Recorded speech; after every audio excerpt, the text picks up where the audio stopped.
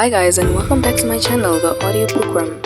And on this channel, I read school-based literatures as well as innovative and life-changing books. So feel free to recommend any books as long as they're in these categories. Right, so without further ado, let's get into it.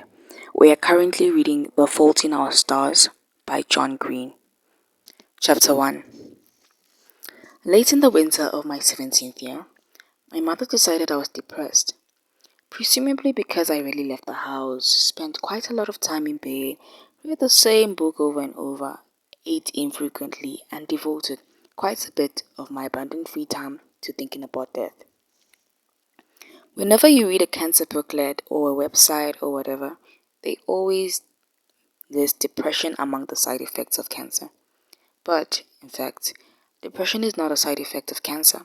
Depression is a side effect of dying. Cancer is also a side effect of dying. Almost everything is, really. But my mom believed I required treatment, so she took me to see my regular Dr. Jim, who agreed that I was veritably swimming in a paralyzing and totally clinical depression, and that, therefore, my meds should be adjusted and I should also attend a weekly support group. This support group featured a rotating cast of characters in various states of tumor-driven unwellness. Why did the cast rotate? A side effect of dying. The support group, of course, was depressing as hell. It met every Wednesday in the basement of a stoned wall Episcopal church shaped like a cross. We all sat in a circle right in the middle of the cross, where the two boards would have met, where the heart of Jesus would have been. I noticed this because Patrick, the support group leader and the only person over 18 in the room, talked about the heart of Jesus every freaking meeting. All about how we, as young cancer survivors, were sitting right in Christ's very sacred heart and whatever. So here's how it went in God's heart. The 6 or 7 or 10 of us walked or wheeled in, grazed in a decrepit selection of cookies and lemonade, sat down in the circle of trust, and listened to Patrick recount for the 1000th time his depressingly miserable life story. How he had cancer in his bowels and thought he was going to die, but he didn't die, and now he's here, a full-grown adult in a church basement in the 137th nicest city in America, divorced, addicted to video games, mostly friendless, eking out a meager living by exploiting his cancer-tastic past, slowly working his way towards a master's degree that will not improve his career prospects, waiting, as we all do, for the second sword of Damocles to give him the relief that he escaped those many years ago when cancer took both his nuts but spared what only the most generous soul would call his life. And you too might be so lucky. Then we would introduce ourselves, name, age, diagnosis, and how we were doing today. I'm Hazel, I'd say when they'd get to me. 16, thyroid originally, but with an impressive and long-settled satellite colony in my lungs. And I'm doing okay. Once we got around the circle, Patrick always asked if anyone wanted to share, and then began the circle jerk of support. Everyone talking about fighting and battling and winning and shrinking and scanning. To be fair to Patrick, he let us talk about dying too. But most of them weren't dying. Most would have lived into adulthood as Patrick did, which meant there was quite a lot of competitiveness about it, with everybody wanting to beat not only cancer itself, but also the other people in the room. Like, I realized that this is irrational, but when they tell you that you have, say, a 20% chance of living 5 years, the maths kicks in and you figure out that's 1 in 5. So you look around and think, as any healthy person would, I gotta outlast 4 of these bastards. The only redeeming facet of support group was the kid named Isaac, a long-faced skinny guy with straight blonde hair swept over one eye. And his eyes were the problem.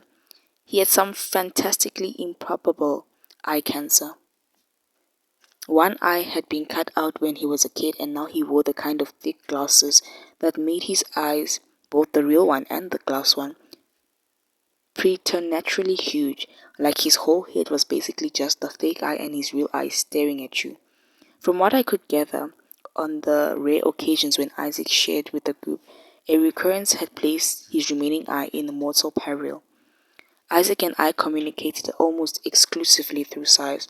Each time someone discussed anti-cancer diets or snorting ground-up sharks, fin or whatever, he glanced at me and sighed ever so slightly. I'd shake my head microscopically and exhale in response. So support group blew, and after a few weeks, I grew to rather kicking and screaming about the whole affair. In fact, on the Wednesday I made the acquaintance of August Waters, I tried my level best to get out of support group while sitting on the couch with my mom with the third leg of 12-hour marathon of the previous season's America's Next Top Model, which, admittedly, I had already seen, but still, me. I refused to attend support group, Mom. One of the symptoms of depression is disinterest in activities. Me. Please just let me watch America's Next Top Model. It's an activity. Mom. Television is a passivity. Me. Ugh, Mom, please. Mom. Hazel, you're a teenager. You're not a little kid anymore. You need to make friends. Get out of the house and live your life. Me. If you want me to be a teenager, don't send me to a support group. Buy me a fake ID so I can go to clubs, drink vodka, and take part.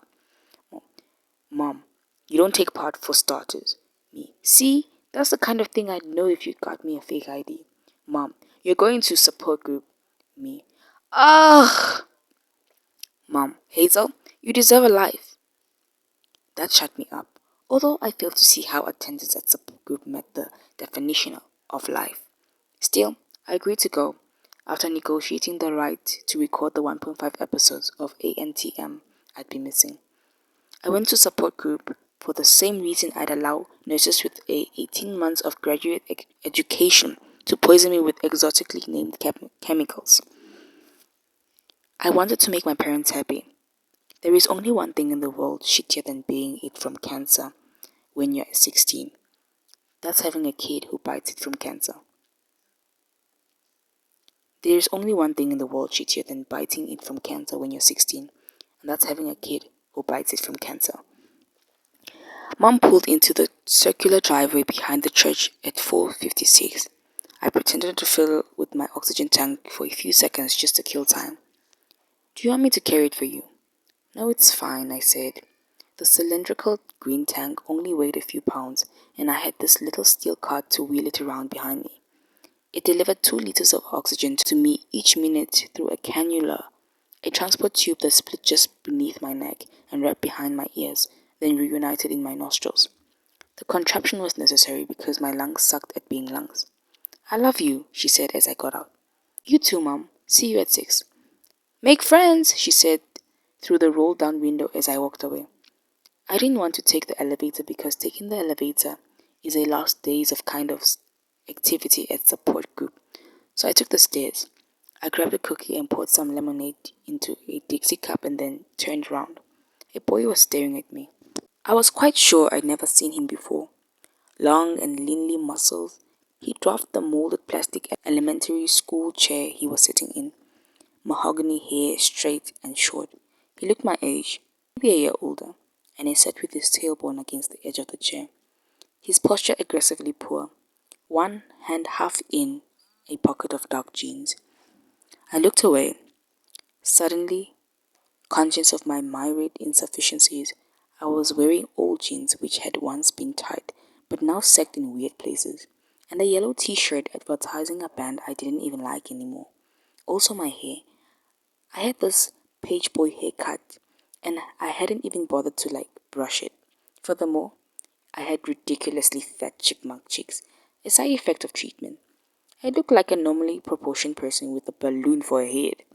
This was not even to mention the cankle situation, and yet I caught a glance at him, and his eyes were still on me.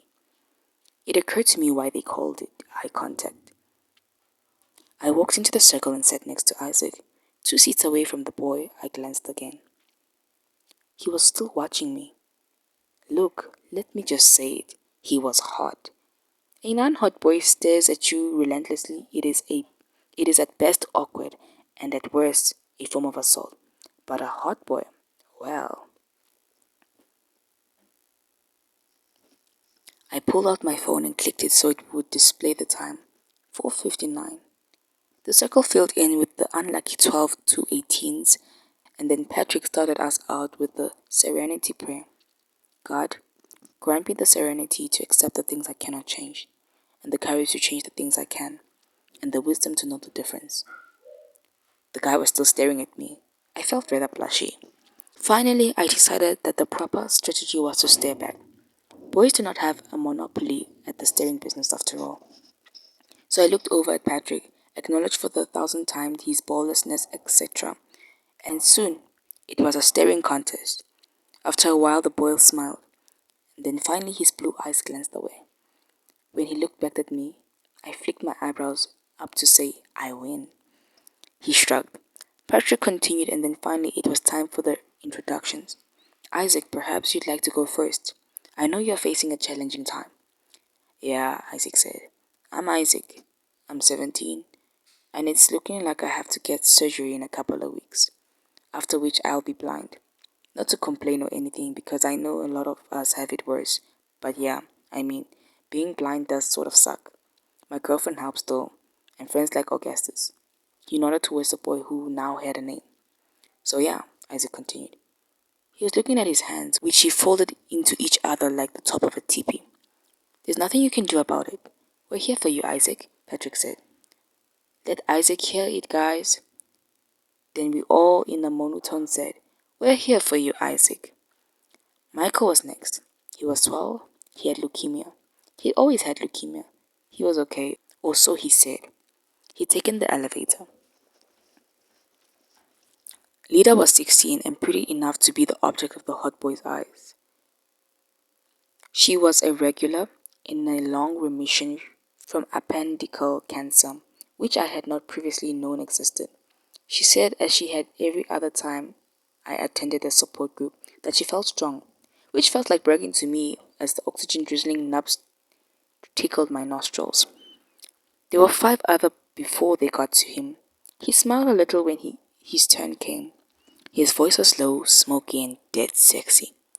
My name is Augustus Waters, he said. I'm 17. I had a little touch of osteosarcoma a year and a half ago, but I'm just here today at Isaac's request. And how are you feeling? Asked Patrick. Oh, I'm grand. Augustus Waters smiled with a corner of his mouth. I'm on a roller coaster that only goes up, my friend. When it was my turn, I said, My name is Hazel. I'm 16. Thyroid with mets in my lungs. I'm okay. The hour proceeded apace. Fights were recounted, battles won, amid wars sure to be lost. Hope was clung to, families were both celebrated and denounced. It was agreed that friends just didn't get it. Tears were shed, comfort proffered. Neither Augustus Waters nor I spoke again until Patrick said, Augustus, perhaps you'd like to share your fears with the group. My fears? Yes. I fear oblivion, he said without a moment's pause. I feared like proverbial blind man who's afraid of the dark. Too soon? Isaac said, cracking a smile. Was that insensitivity? Augustus asked. I can be pretty blind to other people's feelings. Isaac was laughing. But Patrick raised a chastening finger and said, Augustus, please. Let's return to you and your struggles. You said you fear oblivion. I did, Augustus answered. Patrick seemed lost. Would anyone like to speak to that? I hadn't been in proper school in 3 years. My parents were my 2 best friends. My 3rd best friend was an author who did not know I existed. I was a fairly shy person, not the hand-raising type, and yet, just this once, I decided to speak. I half raised my hand and Patrick, his delight evident, immediately said, Hazel! I'm sure he assumed opening up.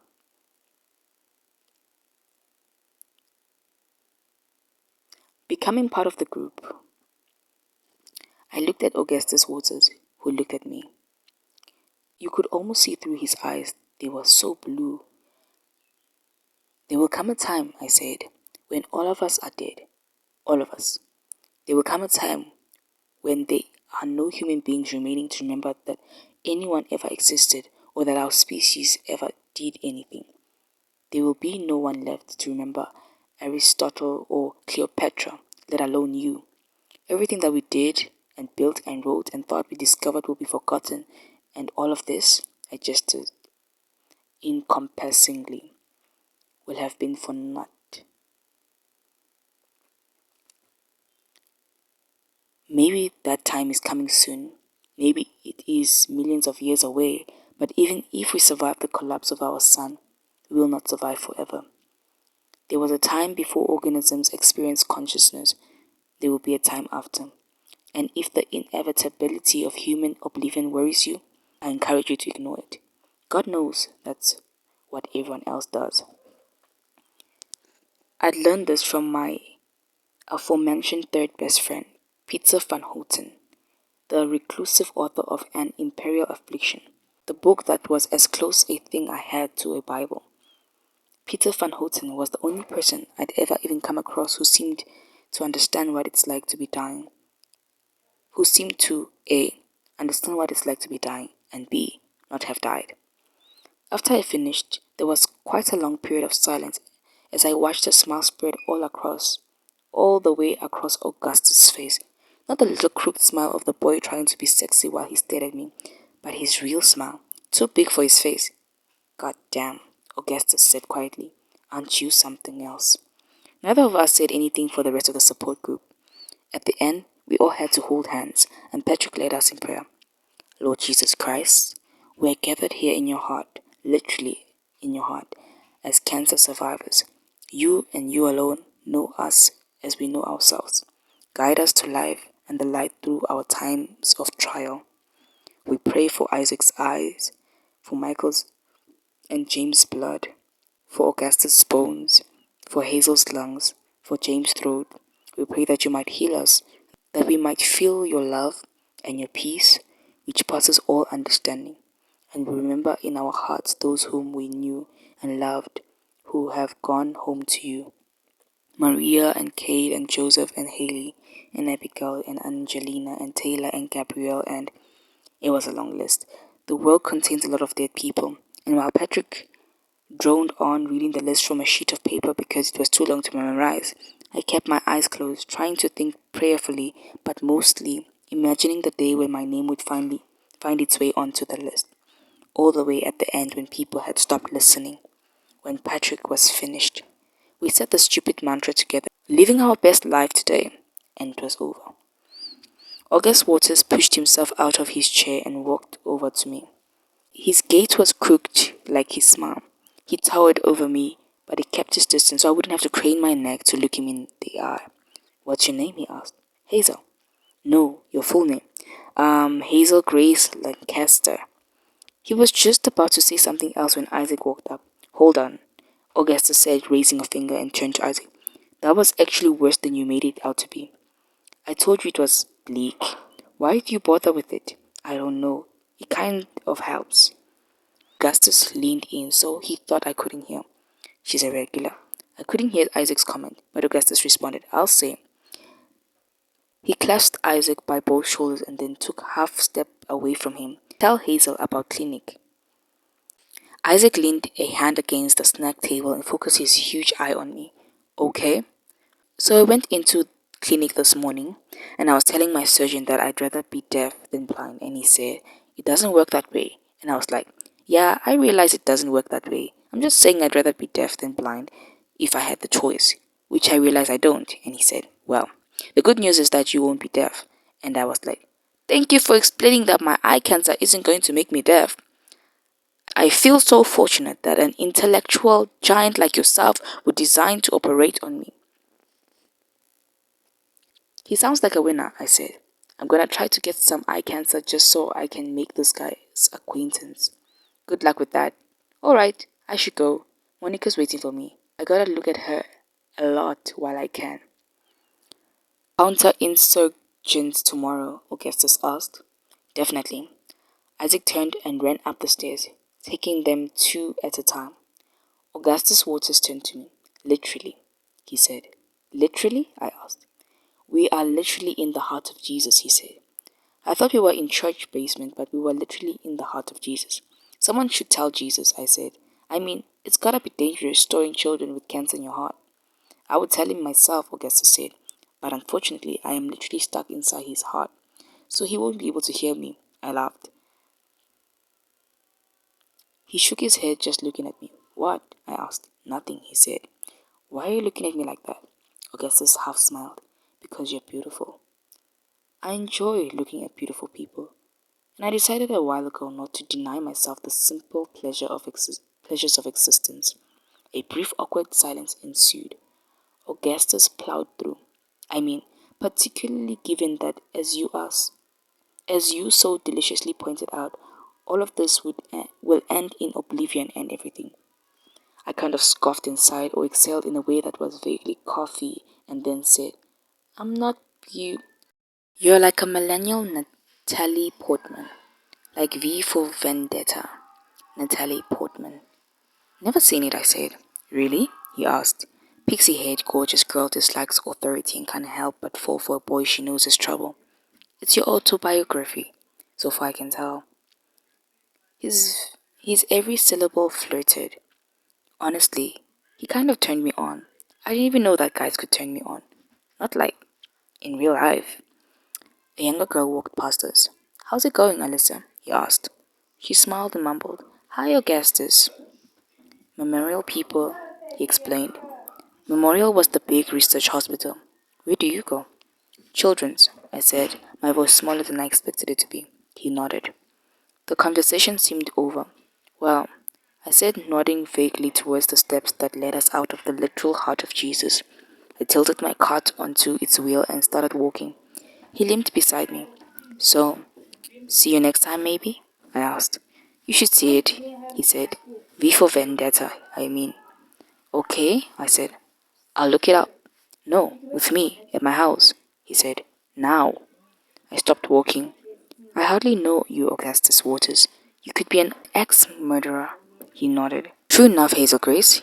He walked past me, his shoulders filling out his green knit polo shirt, his steps lilting just slightly to the right as he walked steady and confident on what I determined was a prosthetic leg. Osteosarcoma sometimes takes a limb to check you out. Then if it likes you, it takes the rest. I followed him upstairs, losing ground as I made my way up slowly, stairs not being my field of expertise for my lungs. And then we were out of Jesus' heart and in the parking lot. The spring air just on the cold side of perfect, the late afternoon light heavenly in its hurtfulness. Mom wasn't there yet, which was unusual because Mom was almost always waiting for me. I glanced around and saw that a tall, curvy brunette girl had Isaac pinned against the stone wall of the church, kissing him rather aggressively. They were close enough to me that I could hear the weird noises of their mouth together, and I could hear him saying always, and her saying always in return.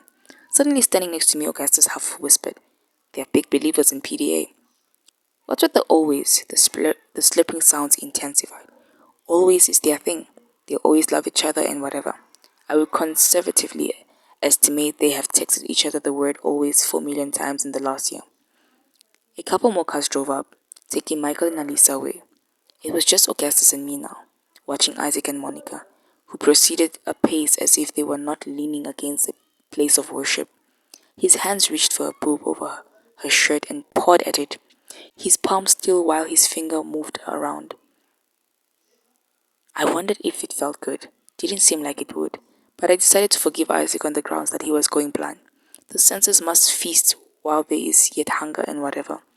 Imagine taking that last drive to the hospital, I said quietly, the last time you'll ever drive a car. Without looking over at me, Augustus said, You're killing my vibe here, Hazel Grace. I'm trying to observe young love in its many splendored awkwardness. I think he's hurting her boob, I said. Yes, it's difficult to ascertain whether he's trying to arouse her or perform a breast exam. Then Augustus Waters reached into a pocket and pulled out, of all things, a pack of cigarettes. He flipped it open and put a cigarette between his lips. Are you serious? I asked. You think that's cool? Oh my god, you just ruined the whole thing. Which whole thing? He asked, turning to me. A cigarette dangled unlit from his unsmiling corner of his mouth. The whole thing where a boy who is not unattractive or unintelligent or seemingly in any way unacceptable stares at me and points out incorrect uses of literality and compares me to actresses and asks me to watch a movie at his house. But of course there's always a harmatia and uses that, oh my god, and even though you had freaking cancer. You give money to a company in exchange for the chance to acquire yet more cancer. Oh my God. Let me just assure you that not being able to breathe sucks. Totally disappointing. Totally. A hamartia? He asked, the cigarette still in his mouth. It tightened his jaw. He had a hell of a jawline, unfortunately. A fatal flaw, I explained, turning away from him. I stepped towards the curb, leaving Augustus Waters behind me, and then I heard a car start down the street. It was Mom. She'd been waiting for me too, like, make friends or whatever. I felt this weird mix of disappointment and anger welling up inside of me. I don't even know what the feeling was really, just that there was a lot of it, and I wanted to smack Augustus Waters and also replace my lungs with lungs that didn't suck at being lungs. I was standing with my Chuck Taylors on the very edge of the curb, the oxygen tank ball and chaining in the car by my side. And right as my mom pulled up, I felt a hand grab mine. I yanked my hand free but turned back to him. They don't kill you unless you light them, he said as Mom arrived at the curb. And I've never lit one. It's a metaphor, you see. You put the killing thing right between your teeth, but you don't give it the power to do its killing. It's a metaphor, I said, dubious. Mom was just idling. It's a metaphor, he said. You choose your behaviors based on their metaphorical resonance, I said. Oh yes, he smiled. The big, goofy, real smile. I'm a big believer in metaphor, Hazel Grace. I turned to the car, tapped the window. It rolled down. I'm going to a movie with Augustus Waters, I said. Please record the next several episodes of ANTM Marathon for me.